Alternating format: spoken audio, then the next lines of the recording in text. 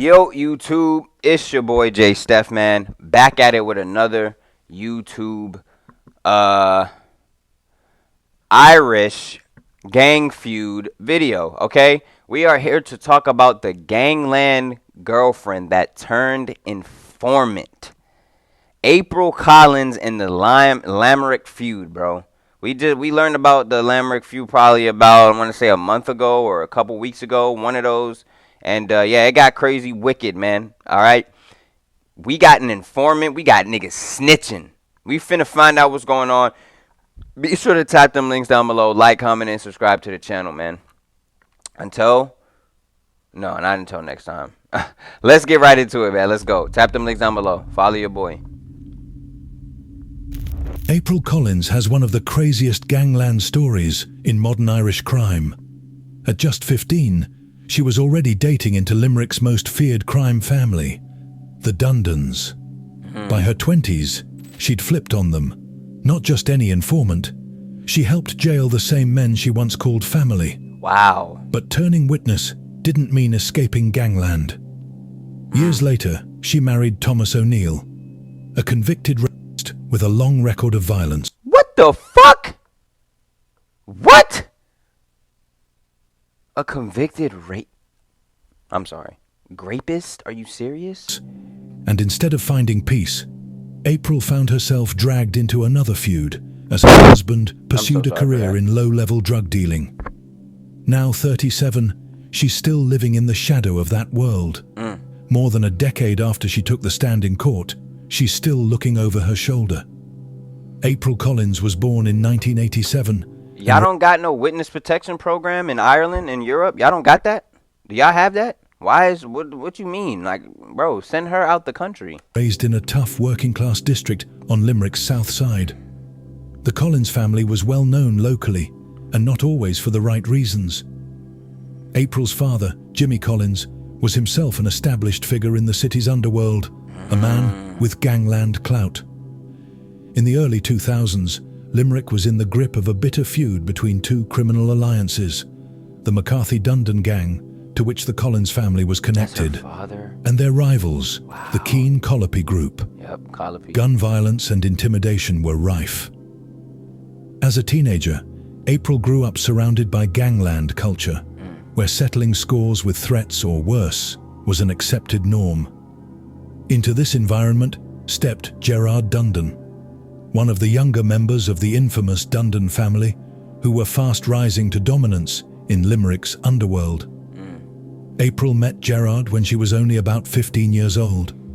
She was drawn into his orbit at a formative age, finding romance with the baby-faced gangster at a time when most girls her age were still in school. The Dundon brothers, Young Wayne, and dumb. John, and Gerard Dundon, along with their cousins in the McCarthy family, were at the center of Limerick's gang feud.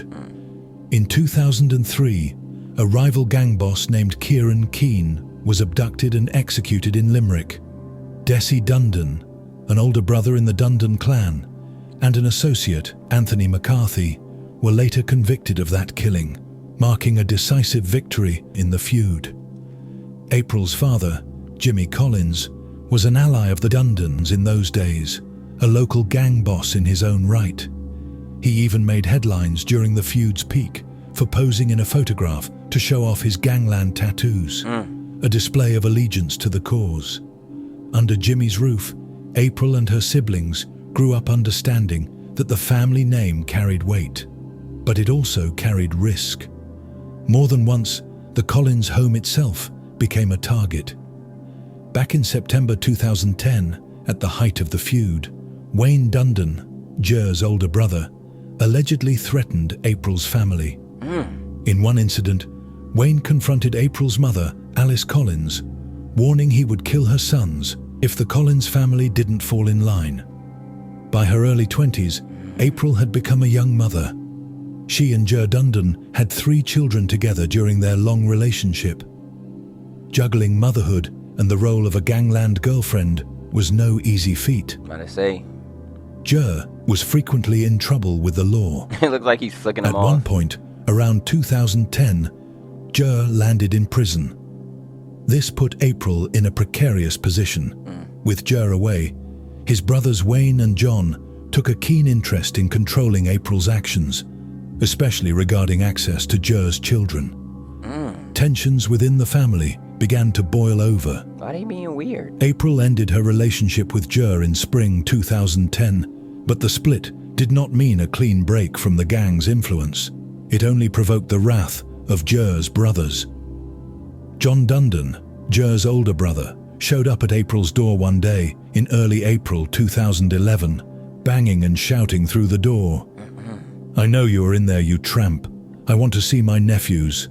When I get you, I'm going to kill you." Yo! April cowered inside with her little ones as John threatened her life for defying the Dundon family by keeping the children away. That moment was a turning point. The years of loyalty she had given to the Dundons, standing by Jer through gang wars and court cases, had earned her no mercy. In May 2010, around the time her relationship with Jer was deteriorating, April made a fateful mistake that would later haunt her credibility. She participated in the intimidation of a witness in a trial involving members of the gang. The case in question was a major one at Limerick Circuit Court, where 8 men connected to organised crime were on trial. Among the accused were some of April's closest relations, her then partner Jer Dundon, her father Jimmy Collins, and one of her brothers. The lone prosecution witness, Mark Heffernan, was essential to the case. In a bid to undermine the trial, April targeted a relative of that key witness, essentially sending a message for Heffernan to back off. The incident unfolded in broad daylight. April, pushing one of her children in a pram, spotted the female relative of the witness on O'Connell Street in Limerick city centre and followed her into a Penneys department store. There, April confronted the woman. With others within earshot, April issued a chilling remark about the witness. "Wait till you see the beating she is going to get," she said loudly. What? It was a brazen threat, effectively promising violence against someone aiding the authorities. In 2011, the case was heard. April Collins, then 24 years old, pleaded guilty to the offence. She narrowly avoided jail, receiving a 3-year prison sentence, fully suspended, for the intimidation charge. This meant she would stay free as long as she stayed out of trouble. The judge's leniency may have been influenced by the fact April was a young mother, and perhaps by her guilty plea. But the conviction remained a black mark on her record, a fact that defense lawyers would later use to attack her credibility when she took the stand as a state witness. Following John Dundon's death threat at her door in April 2011, April decided to seek help. She went to the Gardaí and made an official complaint about the intimidation she was suffering. With her former in-laws now effectively hunting her, April thought that the only way out of this life was through the truth. In April 2011, roughly... She ain't lying. It is. It is through the truth. You know what I'm saying? It is, bro. But you gotta get in that witness protection program, girl. 2.5 years after witnessing a particular killing, she phoned Garda Hurahan and said she was ready to talk about those dark secrets. An appointment was set for April 20th, 2011. On that day, April Collins sat down with senior detectives and gave a detailed cautioned statement about a killing plot she had knowledge of. It was the shooting of an innocent man, rugby player Shane Geoghegan, who had been gunned down in a case of mistaken identity in November 2008. Mistaken identity. April's insider knowledge of that crime would prove to be a huge breakthrough for law enforcement. For over 2 years, Shane's investigation had hit dead ends and silence. Now, from the heart of the gang, a witness was finally talking. Yet, cooperating with Gardaí meant April was effectively signing her own death warrant in the eyes of the gang. She did so only after ensuring some measure of safety for her family. As she later testified, it was the relentless threats from John and Wayne Dundon that pushed her to make the statements. She made it clear that no one coerced her to turn informant. It was her own choice, born of fear and desperation. Yeah, you can't, bro. You April can't live like that, bro. You got 2 kids. You gotta think about it. You got 2 kids. You broke up with your little husband. He in jail. Like, he not around. Like, you got his brothers talking to you any type of way. Now they banging on your door saying they gonna off you. Like, nah, bro. Fuck that. Snitching too. Fuck had out of here. effectively switched sides in the You know what I'm Gangland saying? saga. She was no longer April Collins, the gang mole. She was April Collins, the state witness, a prized asset in the fight to dismantle the McCarthy Dundon mob. Shane was a 28-year-old rugby player, entirely innocent and uninvolved in crime, who was brutally shot dead near his home in the early hours of November 9th, 2008. His death sent shockwaves through Limerick and Ireland. Thousands attended his funeral in outrage and grief. But for years the question remained: who ordered the killing and why? Inside the tight-knit circle of the Dundon gang, April Collins knew exactly what had happened.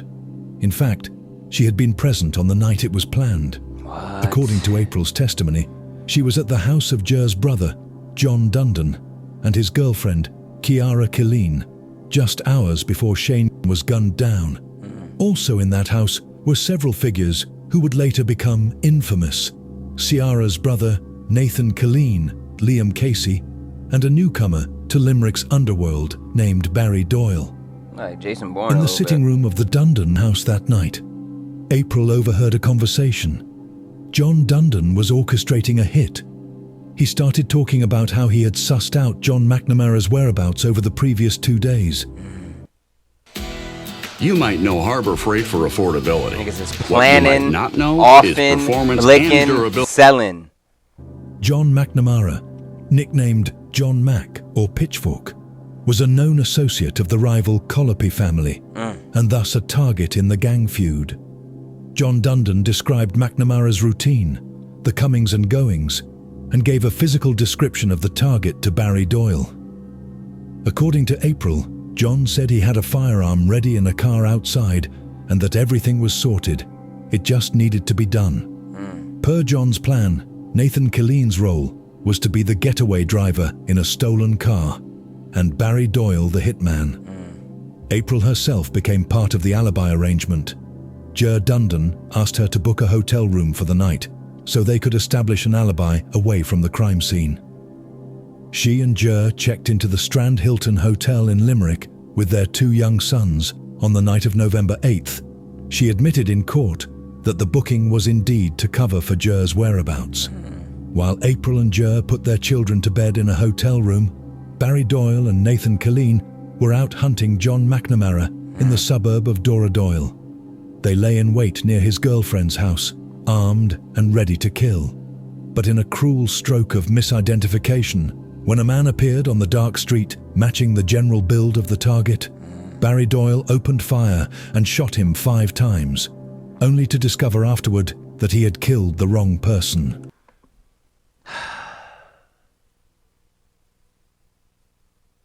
Goofies with guns, man. Niggas didn't even check to make sure that that was my man on his ones, bro. Didn't even check it. Bro, you got it like... Where is the question asking? If that nigga is a rival gang member, just be like, yo, you such and such, yeah? Yeah, who's that? Bop, bop, bop, bop. Like, bro, you just went out the car and just bop, bop, bop, bop. Like, bro, there's no question asking, no nothing. Like, goddamn, my boy. The victim was Shane, who lived only a few doors away from the intended target. Unaware of the error that night, John Dundon initially thought his plan had succeeded. Early the next morning, April and Jer received a call. John Dundon wanted to see them immediately. April drove with Jer and their kids to meet John at Finnegan's pub car park around 6:30 a.m. In her statement, April described pulling up her car next to a vehicle where John Dundon and Barry Doyle sat waiting. John was brimming with excitement. He said that John Mack is dead. However, within moments, the mood soured. John started to panic. Information was filtering through that John McNamara was not actually dead.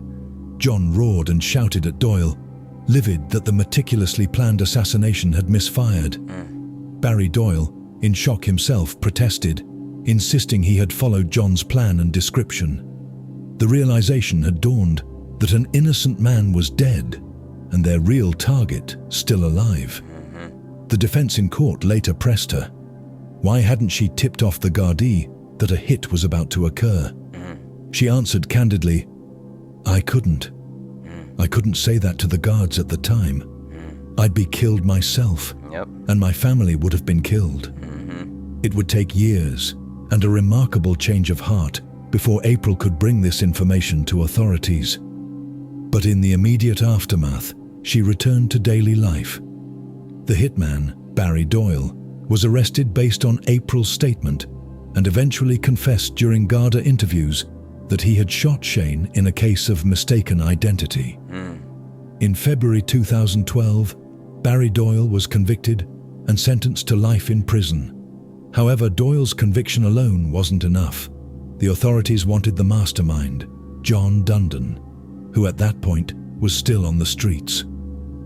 By mid-2012, the state felt confident enough to charge John Dundon with ordering the killing of Shane. Given the danger and the gang's history of witness intimidation, the trial was set for the non-jury Special Criminal Court in Dublin. April, along with a few other insiders who had flipped, including her own older sister, Lisa Collins, would be the prosecution's star witnesses.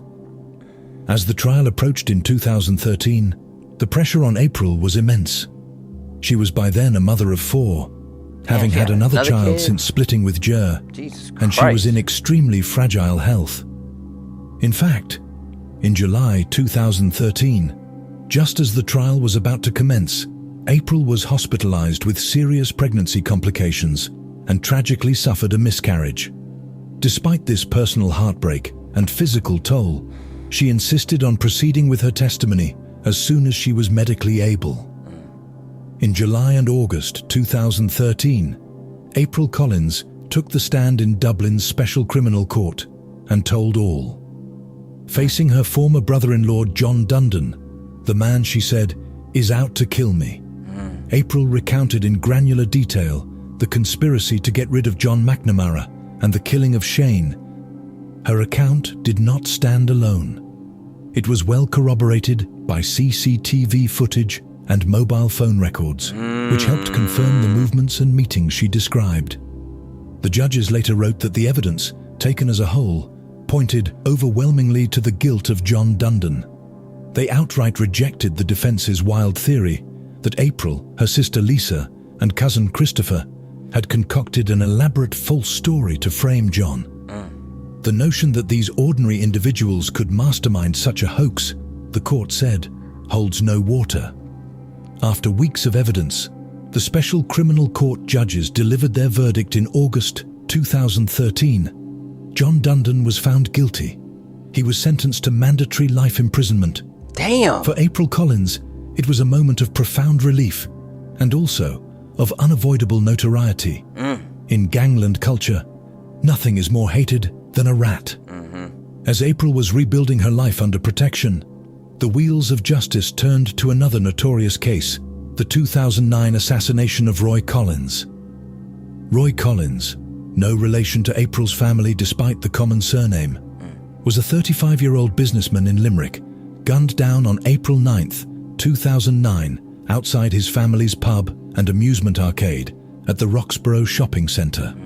His killing was an act of pure vengeance by the gang, revenge for the stand his father, Steve Collins, had taken against them years prior. In 2004, Steve Collins had testified in court against Wayne Dundon.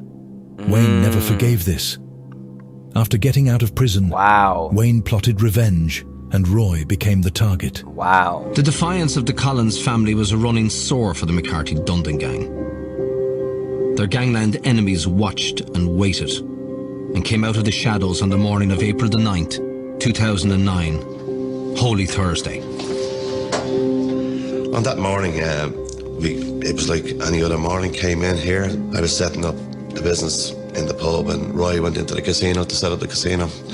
About a half an hour later, I got a call from the barman to say, like, somebody was bleeding next door in the casino.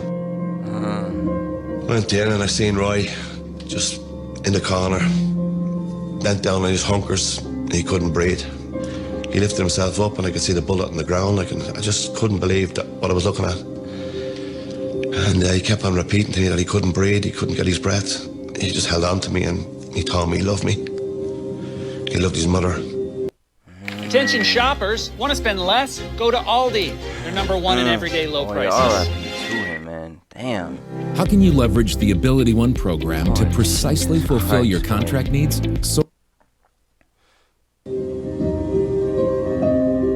Roy Collins lost his fight for life a few hours later. This was a salutary crime. The calculated murder of a young man related to a witness who had stood up to a crime boss. This was an attack on every citizen of the state. He was murdered clearly to send a signal to the rest of the community in Limerick that if anybody came forward and gave evidence or helped the criminal trials, that they were going to be taken out as well. By 2014, Wayne Dundon and Nathan Killeen were finally standing trial at the Special Criminal Court, charged with Roy Collins' killing. Damn, they got charged with that April too. Collins again stepped forward as a witness. Wow. In May 2014, amid high security at the court, April testified in the Roy Collins trial. April's evidence in this trial was somewhat tangential, but still significant. She recounted events on the day of Roy's killing that tied into the defendant's actions. The day Roy was shot, she was at the hospital with one of her young sons who was ill. While at the hospital, she received a call on her mobile phone around the time of the shooting. She did not explicitly identify the caller in open court, but it was implied that the voice on the other end was Wayne Dundon's. The prosecution wanted to use April's recognition of Wayne's voice as evidence, but the defense challenged this as hearsay or unreliable. Right. April's evidence, along with other testimony and significant CCTV forensic evidence, helped secure convictions. In August 2014, the Special Criminal Court found Wayne Dundon and Nathan Killeen guilty of the killing of Roy Collins, sentencing both to life imprisonment. Damn. As of that verdict, the McCarthy-Dundon gang's top hierarchy was effectively decapitated. Wayne Dundon and John Dundon were lifers. Older brother Desi Dundon was already serving life since 2003. Damn. Key hitmen like Barry Doyle and Nathan Killeen were behind bars for life as well. It was an extraordinary takedown, and April Collins was key in achieving it. Hey, man. Boy, she done got everybody up out of there, boy. She done helped the feds get everybody up out of there, bruh. Ricos, charges, lifers, nigga. It's not a game, boy. But hey, yeah. Leave a like for that, man. This shit crazy, boy. It be getting wicked in the streets, bruh. Telling y'all, stay away from the streets, because niggas gonna turn informant. They're gonna start snitching, and you're gonna be caught anyway, bruh. You're gonna be caught anyway. Alright? Stay out the streets, man. Excuse me. It's your boy J Steph. Follow your boy on IG. All them links is in the description down below. Until next time, it's your boy.